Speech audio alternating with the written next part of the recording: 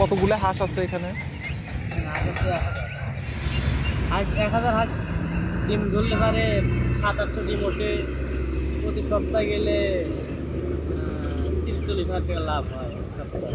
এইরকম করে ধরে সপ্তাহে হাঁসের ডিম থাকে না।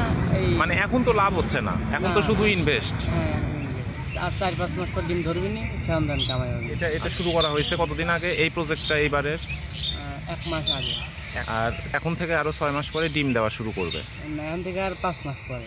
তারপর থেকে ওই সপ্তাহে 30-40 হাজার টাকা ইনকাম শুরু হবে, তাই না?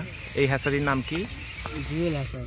আমার নাম মোহাম্মদ আলী সরকার। সরকার। এটার মোটামুটি দেখভাল সম্পূর্ণ দায়িত্ব আমি কি দেখাশোনা করি। এই জায়গার নাম পাবনা জেলা চাটমোহর থানা, হান্ডেল ইউনিয়ন, বাগলবাড়ি গ্রাম, সবুজতলা।